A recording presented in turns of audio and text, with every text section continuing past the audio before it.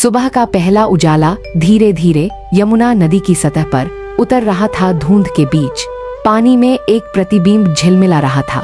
सफेद संगमरमर से बनी एक इमारत जो अपनी शांति में भी एक गहरा रहस्य समेटे हुए थी।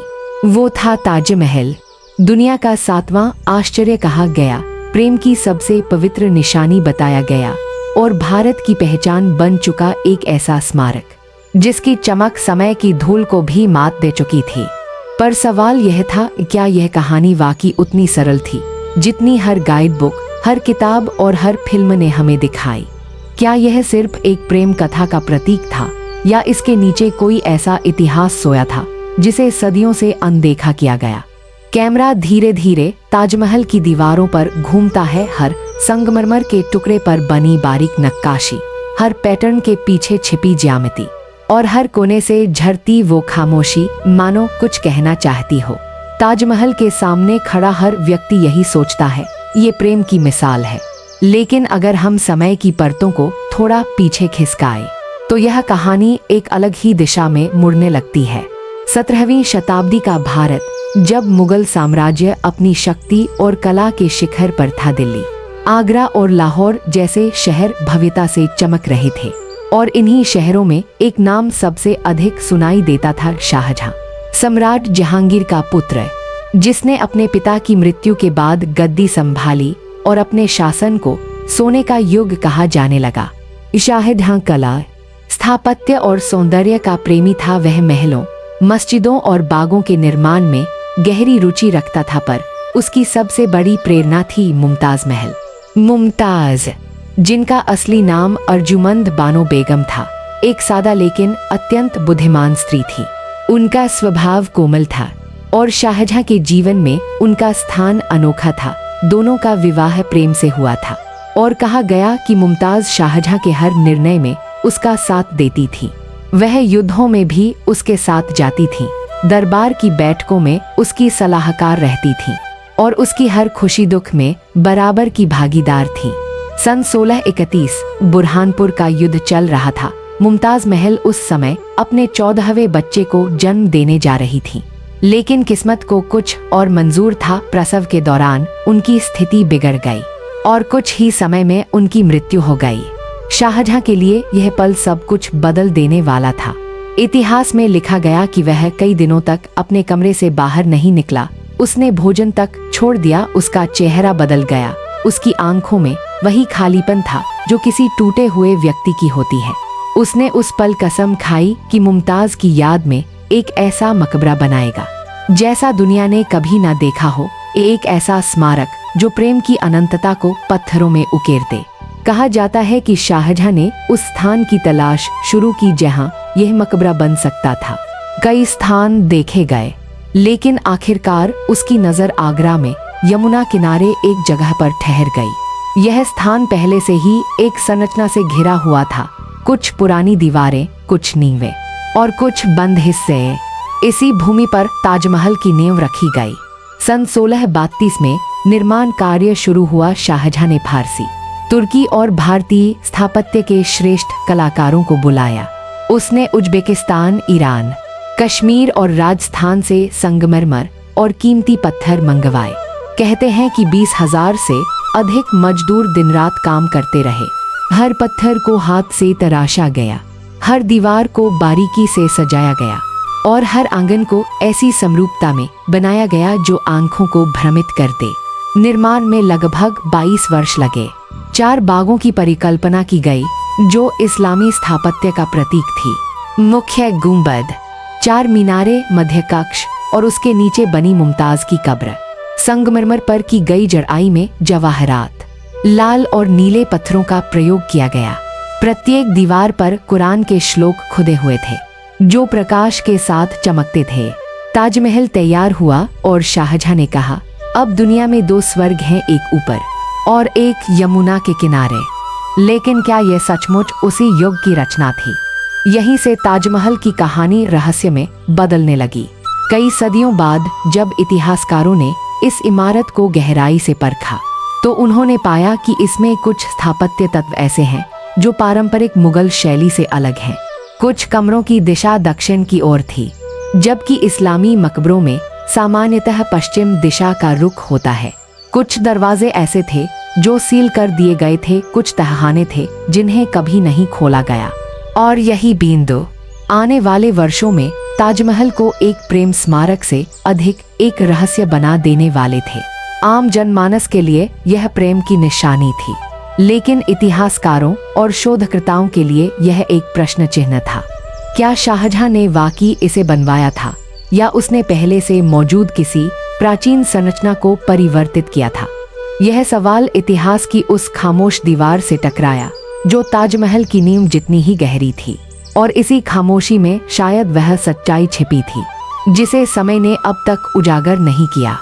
कैमरा ताजमहल के ऊपर घूमता है, आसमान में सूरज धीरे धीरे ढल रहा है, सफेद संगमरमर हल्के सुनहरे रंग में बदल रहा है, और बैकग्राउंड में एक धीमी आवाज सुनाई देती है।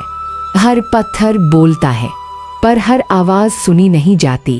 कैमरा ताजमहल के ऊपर घूमता रहा, सूरज ढल चुका था और सफेद संगमरमर अब चांदनी में नीला पड़ने लगा था, शांत रहस्यमय और कहीं भीतर से कुछ कहता हुआ।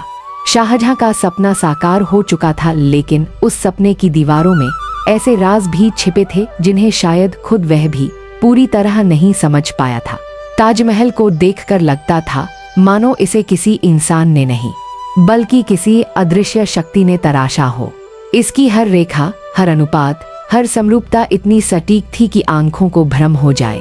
चारों ओर से फैले हुए बाग, बीच में बहता हुआ जलमार्ग और उस जल में प्रतिबिंबित होता हुआ संगमरमर का गुंबद, यह दृश्य किसी चित्रकार की कल्पना नहीं बल्कि गणित और आध्यात्मिकता के मेल का परिणाम था। मुख्य इमारत के चारों ओर 4 मीनारें बनाई गईं जो हल्की सी बाहर की ओर झुकी हुई थीं। कहा गया कि यह झुकाव जानबूझकर रखा गया था ताकि किसी भूकंप की स्थिति में मीनारें मुख्य गुंबद पर न गिरे।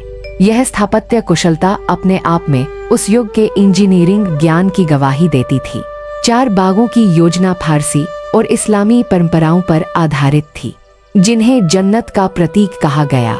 हर मार्ग, हर वृक्ष, हर फूल, इस सब का स्थान नापतोल कर तय किया गया था।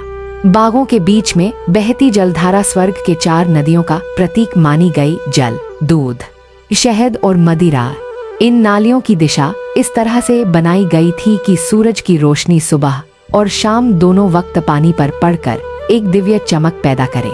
मकबरे की भीतरी दीवारों पर की गई जड़ाई, जिसे पिएत्रा दुरा कहा गया, उस समय की सबसे बारीक कलाओं में से एक थी। लाल, नीले, पीले और हरे पत्थरों को सफेद संगमरमर में ऐसे जड़ा गया था कि वह फूलों और बेलों की आकृतियां बनाते थे। कहा गया कि इसमें तिब्बत, चीन और यूरोप से आए रत्नों का प्रयोग किया गया था। यह कारीगरी इतनी महीन थी कि कुछ फूलों की पंखुड़ियां आज भी लगभग पारदर्शी लगती हैं। मुख्य गुंबद की ऊंचाई लगभग 35 मीटर थी और उसके नीचे बना केंद्रीय कक्ष शाहजहां और मुमताज की कब्रों का स्थान था। लेकिन दिलचस्प बात यह थी कि असली कब्रें वहां नहीं थीं जहां पर्यटक देखते हैं। वास्तविक कब्रें नीचे के तहखाने में थीं, एक गहरे अंधेरे कमरे में जहां आम लोगों को जाने की अनुमति नहीं थी। यहीं से रहस्य का पहला धागा शुरू हुआ। शोधकर्ताओं ने गौर किया कि ताजमहल की दिशा दक्षिण की ओर अधिक केंद्रित थी, जबकि सामान्यतः इस्लामी मकबरों में पश्चिम दिशा को प्रधानता दी जाती थी। कुछ कमरों और गलियारों का ढांचा ऐसा था जो मकबरे से ज्यादा मंदिर जैसा प्रतीत होता था। गुंबद के नीचे बनी संरचनाएं भी शिखर जैसी थीं, जिनका उपयोग प्राचीन भारतीय मंदिरों में होता था।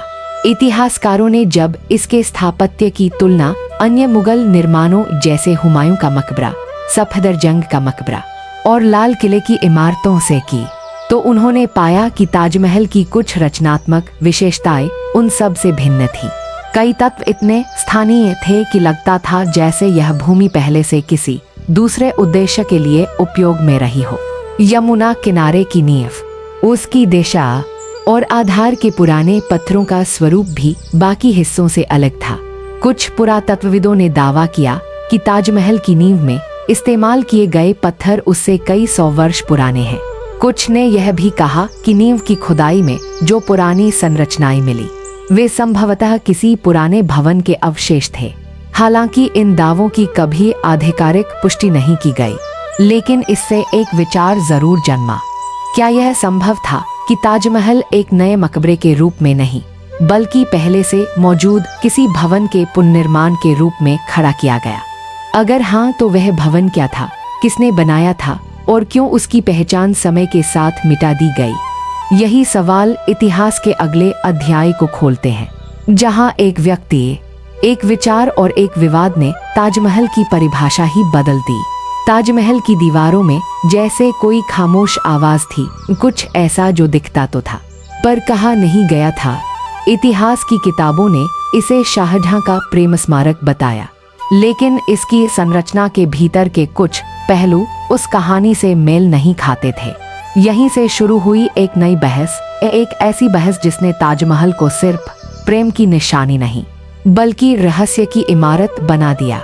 20वीं शताब्दी के मध्य में एक इतिहासकार और शोधकर्ता प्रोफेसर पुरुषोत्तम नागेश ओके ने एक साहसिक दावा किया। उन्होंने कहा कि ताजमहल असल में कोई मुगल स्मारक नहीं, बल्कि तेजो महालय नामक एक प्राचीन शिव मंदिर था। उनका तर्क था कि शाहजहां ने इस पहले से मौजूद मंदिर को कब्जे में लेकर इसे मुमताज महल की कब्र के रूप में पुनर्निर्मित किया। यह दावा सुनते ही विद्वानों की दुनिया में हलचल मच गई।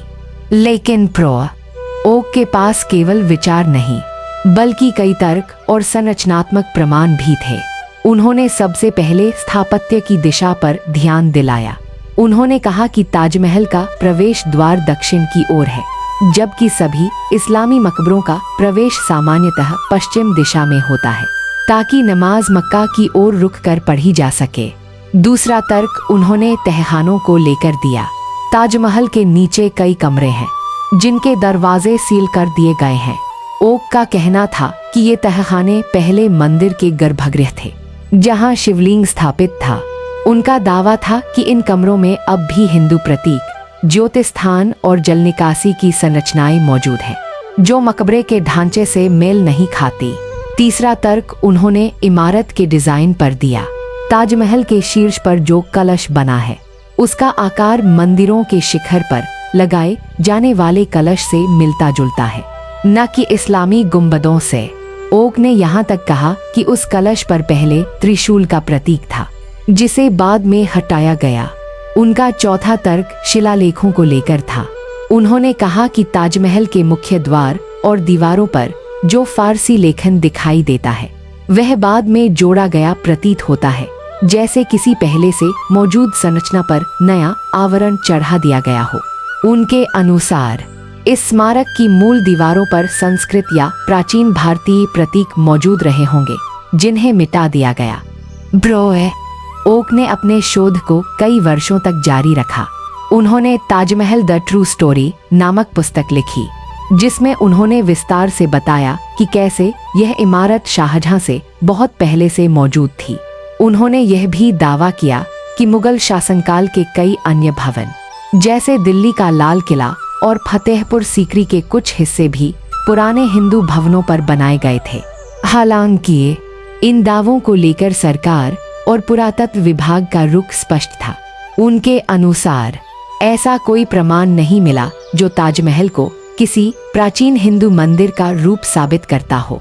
पुरातत्व सर्वेक्षण विभाग ने कहा कि ताजमहल के सभी अभिलेख, डिजाइन और ऐतिहासिक विवरण मुगल काल के हैं और शाहजहां के शासनकाल में ही यह संरचना बनी थी। फिर भी बहस खत्म नहीं हुई।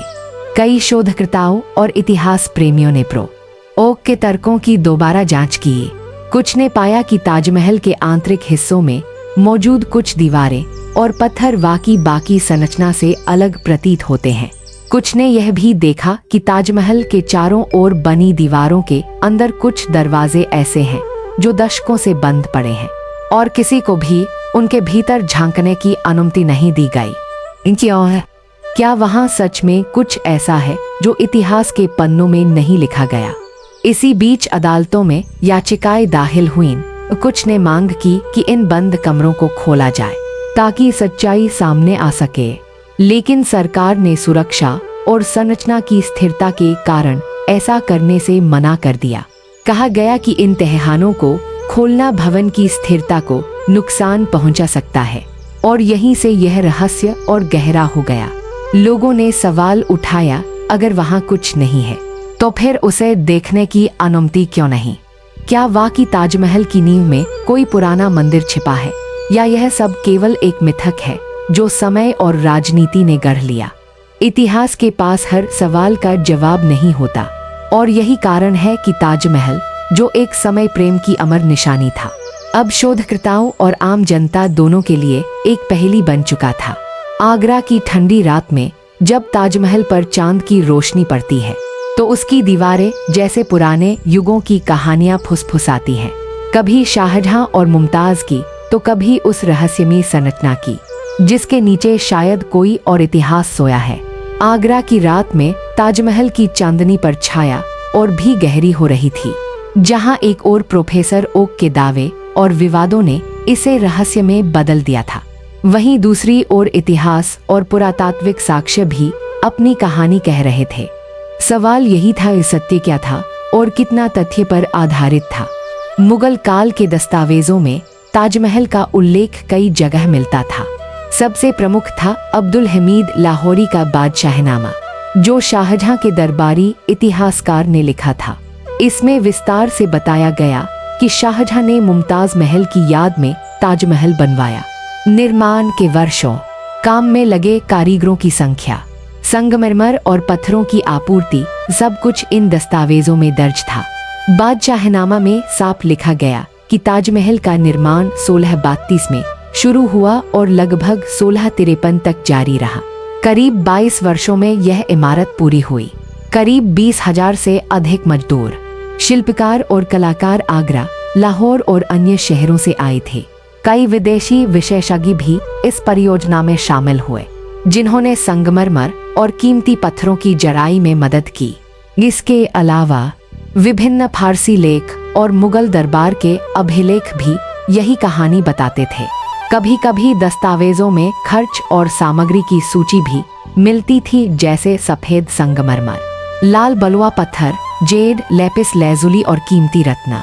इन सूचनाओं से स्पष्ट था कि शाहजहां ने इसे सिर्फ प्रेम के प्रतीक के रूप में ही नहीं, बल्कि स्थापत्य और कला की उच्चतम पराकाष्ठा के रूप में बनाया। वैज्ञानिक और पुरातात्विक दृष्टि से भी कई परीक्षण हुए। संगमरमर और नीम के पत्थरों का विश्लेषण किया गया। कुछ शोधकर्ताओं ने रेडियो कार्बन डेटिंग और वास्तुशिल्पी अध्ययन किया। निष्कर्ष यही था कि अधिकांश संरचना 17वीं सदी की थी और उसके आधार में प्रयोग किए गए पत्थर उसी काल के प्रतीत होते थे। अब फिर भी कुछ छोटे संकेत ऐसे थे जो विवादों को हवा देते रहे। नींव और तहखानों में पाए गए कुछ पत्थर पुराने प्रतीत होते थे। कुछ संरचनाएं और दरवाजे जो आज भी बंद थे, उनका उद्देश्य स्पष्ट नहीं था। पुरातत्वविदों का कहना था कि संभव है कि वहां पहले से मौजूद कोई संरचना रही हो, जिसे शाहजहां ने मकबरे में परिवर्तित किया। लेकिन इस दावे की पुष्टि करने के लिए ठोस प्रमाण नहीं थे। इतिहास ने भी साफ किया कि मुगल दस्तावेजों में कहीं कोई संकेत नहीं था कि यह कोई हिंदू मंदिर या अन्य प्राचीन संरचना थी। सभी लेख शाहजहां और मुमताज महल के प्रेम और निर्माण के विवरण तक ही सीमित थे। यह प्रमाणित करता था कि कम से कम लिखित इतिहास में ताजमहल का उद्देश्य एक मकबरा ही था। अब फिर भी विज्ञान और पुरातत्व ने जो सवाल उठाए वे अनसुलझे रहे। यह सवाल पुराने पत्थरों, सील किए कमरों और संरचनात्मक विचित्रताओं का हमेशा इतिहासकारों और शोधकर्ताओं के लिए आकर्षण बना रहा। और इस तरह ताजमहल की कहानी दो ध्रुवों पर खड़ी हो गई। एक ओर मुगल दस्तावेज और शिलालेख इसे शाहजहां का प्रेम स्मारक साबित कर रहे थे। दूसरी ओर वास्तुशिल्पी असमानताएं और रहस्यमय तहखाने इतिहास में छिपे अनोखे प्रश्न उभार रहे थे। यही वह बिंदु था जहां विज्ञान, इतिहास और रहस्य मिलकर एक अद्भुत पहेली बन गए।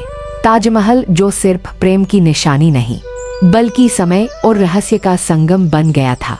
लेकिन इतिहास और विज्ञान की बहस के बीच ताजमहल के भीतर कुछ ऐसे हिस्से थे जो सदियों से रहस्य बने रहे। यमुना की ओर स्थित तहखाने और बंद दरवाजे, वे दरवाजे जो किसी ने खोले नहीं थे, जैसे चुपचाप अपना राज छुपाए हुए थे। शोधकर्ताओं का कहना था कि इन तहखानों में पुरानी संरचनाएं हो सकती हैं। कुछ ने अनुमान लगाया कि वहां शिवलिंग या प्राचीन हिंदू प्रतीक मौजूद हो सकते थे। दूसरी ओर पुरातत्व विभाग का कहना था कि ये दरवाजे सुरक्षा और संरचना की स्थिरता के लिए बंद किए गए थे। अगर खोला गया तो भवन की नींव कमजोर पड़ सकती है। उनके दस्तावेजों में लिखा था। समय बीतता गया और ये तहखाने और दरवाजे और भी रहस्यमयी बनते गए। लोग कहते थे कि रात में जब चांद की रोशनी गुंबद पर पड़ती है तो इन दरवाजों के पीछे कुछ अनोखी कहानियां छुपी हुई प्रतीत होती हैं।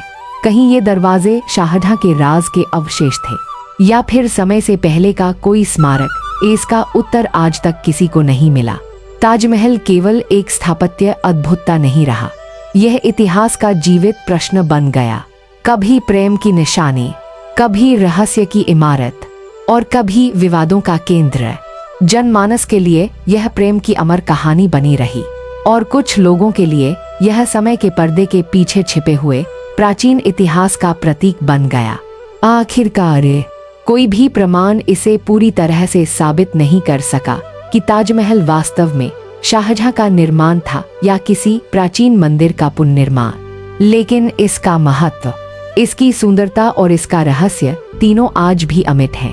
ताजमहल यमुना की शांत जलधारा के किनारे सूरज की पहली किरण में चमकता, रात में चांदनी में नहाता, सदियों से लोगों को मोहित करता रहा। और जब कैमरा धीरे धीरे ऊपर की ओर उठता है, ताजमहल के गुंबद पर चांद की रोशनी पड़ती है और बैकग्राउंड में हल्की धीमी धुन बजती है तो शब्द आते हैं। कभी कभी इतिहास को समझना आसान नहीं होता, क्योंकि सच्चाई पत्थरों में भी छिपी होती है। और यही रहस्य ताजमहल को सिर्फ एक इमारत नहीं बल्कि अमर बनाता है। ड्रोन शॉट में ताजमहल यमुना नदी के ऊपर रात के अंधेरे में हल्की रोशनी में चमक रहा है। आखिरी फ्रेम में यह दृश्य ऐसा है जैसे समय ने खुद इसे सुरक्षित रखा हो और इतिहास का हर सवाल धीरे धीरे चुपचाप उसका उत्तर बनने की प्रतीक्षा कर रहा हो।